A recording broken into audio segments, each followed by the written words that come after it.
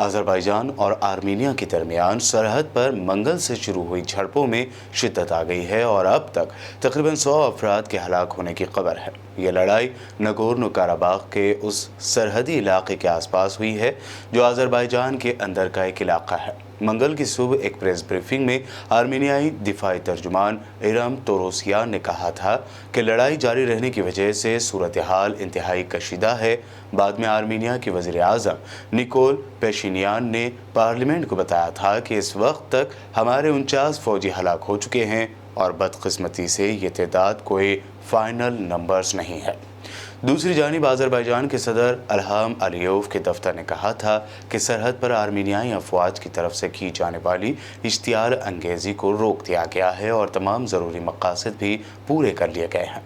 Azerbaijan की वज़ारत दिफा ने एक दूसरे बयान में कहा कि इन झड़पों में उसके कम अज़ कम 50 फौजी मारे गए हैं। इसी दौरान यूक्रेन पर जंग मुसल्लत करने वाले रूसी सदर व्लादिमीर पुतिन ने दोनों ममालिक से अमन की अपील की है।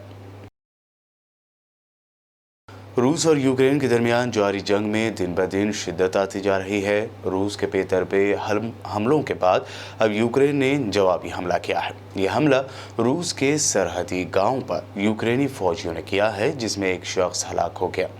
बेलगोरेड रीजन के गवर्नर ने अपने सोशल मीडिया अकाउंट पर एक बयान में कहा कि यूक्रेन के फौजियों ने इलाके की यूक्रेनी सरहद पर लोगाचियोका बस्ती पर फायरिंग की है। इस हमले में एक यूक्रेनी शहरी की मौत और 3 यूक्रेनी और एक रूसी शहरी के भी जख्मी होने का जिक्र करते हुए उन्होंने कहा कि इब्तिदाई इत्तलात के मुताबिक हमलों के नतीजे में बस्ती में मकानात, गाड़ियां और बिजली की लाइनों को नुकसान पहुंचा है। एक और दीगर ज़राए ने एक रूसी शख्स के भी हलाक होने की खबर दी है।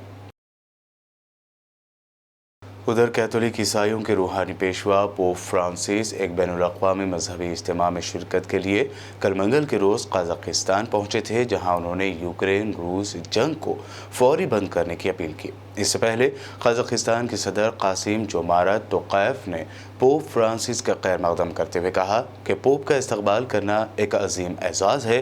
पोप सन 2013 में ईसाइयों के उस आला तरीन मजहबी ओहदे पर फायज़ होने के बाद से अपने 38वें गैर मुल्की दौरे पर हैं। सदर तोक़ायफ़ रूस के इत्तेहादी हैं, लेकिन उन्होंने यूक्रेन पर मास्को के हमले की हिमायत करने से इनकार कर दिया। ईसाइयों के रूहानी पेशवा ने कहा कि अब वक्त आ गया है कि मुक़ासमत को हवा देना बंद किया जाए। हमें ऐसे रहनुमाओं की ज़रूरत है जो बैनुल-अक़वामी सतह पर लोगों को बाहमी अफ़हाम व तफ़हीम और बातचीत में आगे बढ़ने के काबिल बना सकें। ग्रीस यानी यूनान के वज़ीर आज़म किरियाकोस मित्सोटाकिस ने कहा है कि वह तुर्की के सदर रजब तैयब एर्दोगान के साथ बातचीत के लिए हमा वक्त तैयार हैं और उम्मीद है कि पराग में यूरोपीय बरादरी के अक्टूबर में होने वाले इजलास में हमारी मुलाकात होगी। यूनानी वज़ीर आज़म ने गुज़िश्ता रोज़ एक प्रेस कॉन्फ्रेंस में कहा कि वो तुर्क सदर से मिलने के लिए हमेशा तैयार है। बता दें कि दोनों पड़ोसी और साथ ही नेटो इत्तेहादी मुल्कों के दरमियान गुज़िश्ता चंद महीनों के दौरान ताल्लुकात इंतहाई कशीदा हो चुके हैं, जिसका इल्ज़ाम वो एक दूसरे पर डाल रहे हैं। ताहम मई में तुर्क सदर एर्दोगान ने यूनानी वज़ीर आज़म के साथ ताल्लुकात मुनक़ता कर दिए हैं और दोनों मुल्कों के दरमियान राब्ते के दिगर तमाम चैनल्स को भी बंद करने का ऐलान कर रखा है। जनूबी कोरिया ने शुमाली कोरिया को खबरदार किया है कि खुद को तबाह करने की कोशिश वो कर रहा है। उमूर दिफा के नायब तर्जुमान मोन हांग सिक ने शुमाली कोरिया की जोहरी असलहे के इस्तेमाल पर एक कानून की मंजूरी के हवाले से कहा कि इस इक़दाम की सूरत में अमेरिका के साथ मिलकर सख्त जवाब दिया जाएगा।